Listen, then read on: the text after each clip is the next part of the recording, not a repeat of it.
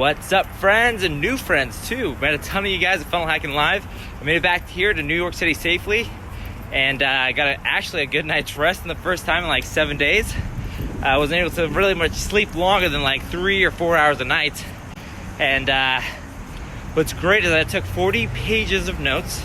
I recorded over 3 hours of audio after the conference or after like each day to make sure it was like sticking in my mind and I could reteach it out. And then now what I'm doing is I'm actually going to go on what I'm calling a visualization journey. As cheesy as that crap sounds, I'm going to go visualize what it's like to walk 26.2 miles. That's my goal. But it also gives me about 6.5 hours to go through the same information that I was already going through and really just solidify it. So if you guys want to follow along, bear with me on this one, and I'll show you some sweet New York City spots as I head down 26.2 miles. Bye. First stop, Queensboro Bridge. We've seen it before, but round two. Whoa. And that's where we live, kind of over there.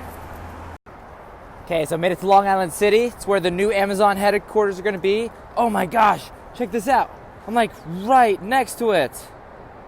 So crazy. Look at that beautiful view that they get out of their offices. So, just kidding. That's the new Amazon headquarters. Bye-bye, city. Wow. Look at this. She's a beaut. This is so crazy. Check this out.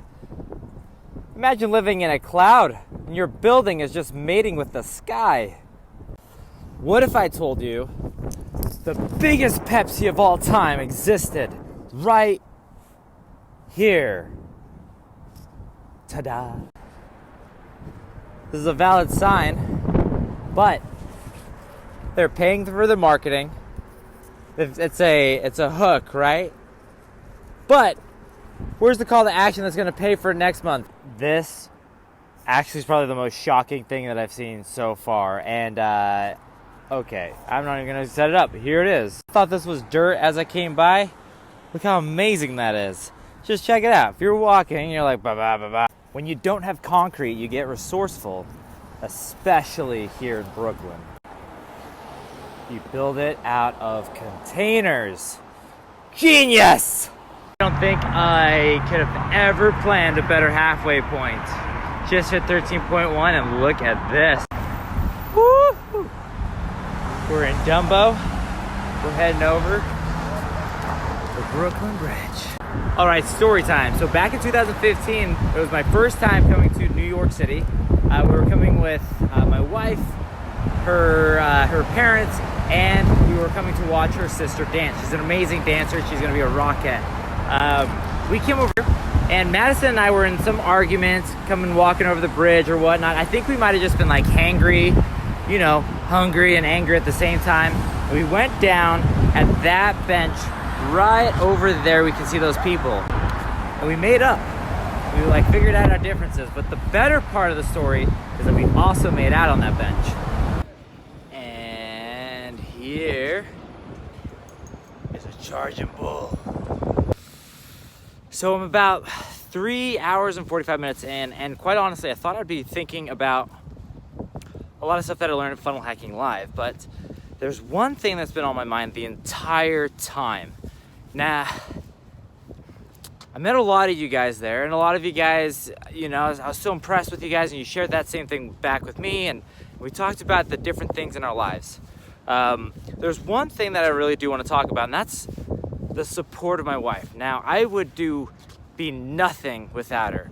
She comes with so much love, so much patience, so much support, and legitimately, it's the one person that's constantly the anchor in my life. Like every time I'm down, she's the first person I think of.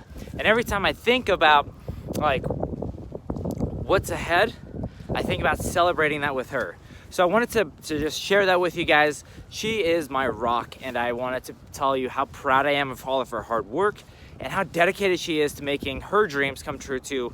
And every time I'm thinking about like how to actually accomplish that next step.